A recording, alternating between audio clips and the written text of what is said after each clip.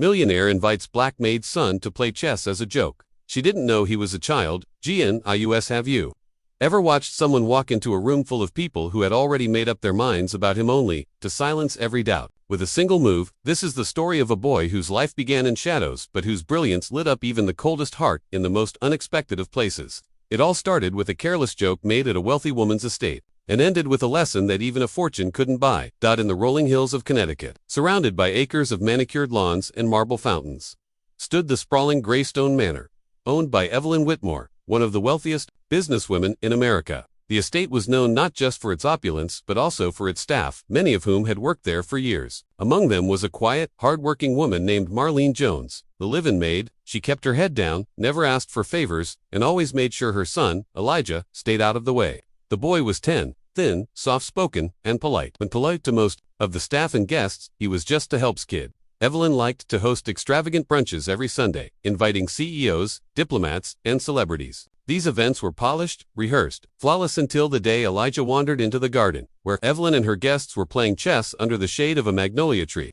Dressed in his hand-me-down shirt and oversized sneakers, he hovered quietly near the edge of the marble patio, eyes glued to the game board. His fascination was obvious.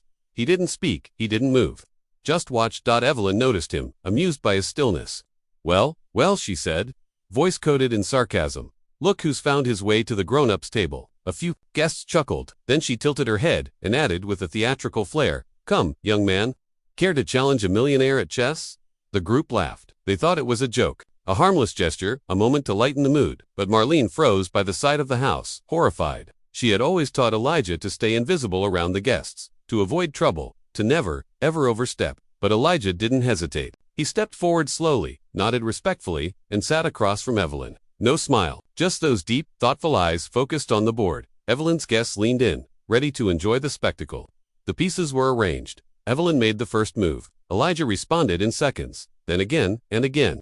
Each move faster, more precise, more deliberate. The crowd grew quieter. At first, they thought he was copying patterns he'd seen. Then they realized he wasn't reacting. He was thinking, calculating, leading. After 10 minutes, Evelyn began to fidget. Her confident smirk faded. Elijah looked up and quietly said, "Check." She blinked. The board was a trap she hadn't seen coming. The queen was cornered. She tried to move a pawn, but Elijah gently shook his head. "That won't help you," he whispered, almost apologetically. Checkmate in 3 moves.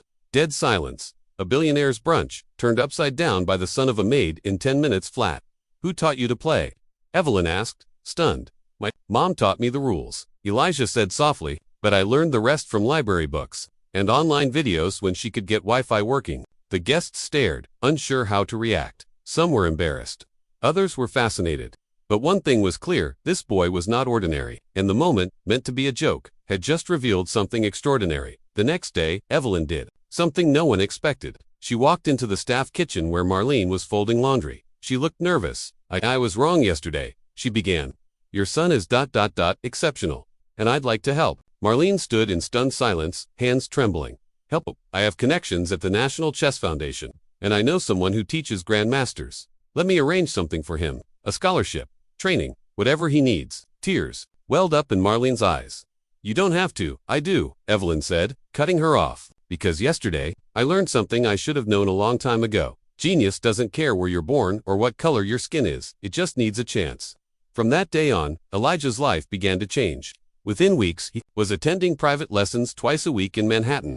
Evelyn had a custom chessboard delivered to Marlene's small quarters. She even had the old Wi-Fi upgraded, so Elijah could study with online mentors from around the world. But it wasn't just about the game. One evening, Evelyn watched from the window as Elijah played a match with a young girl from the neighborhood Evelyn had never spoken to. Both kids giggled as they played. No pressure, just joy. Evelyn turned to Marlene beside her and said, "I think I used to believe you needed money to make a difference, but Elijah's teaching me that what really matters is intention." By the end of the year, Elijah had won his first statewide youth tournament. Cameras flashed, reporters asked questions, but he always said the same thing: "My mom is the smartest person I know. She taught me how to be patient, how to believe, and how to move when the world says stand still."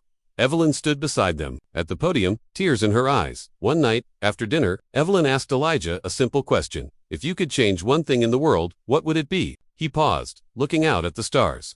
"I'd make sure no kid is ever laughed at for wanting to learn. Kindness has a way of turning everything around."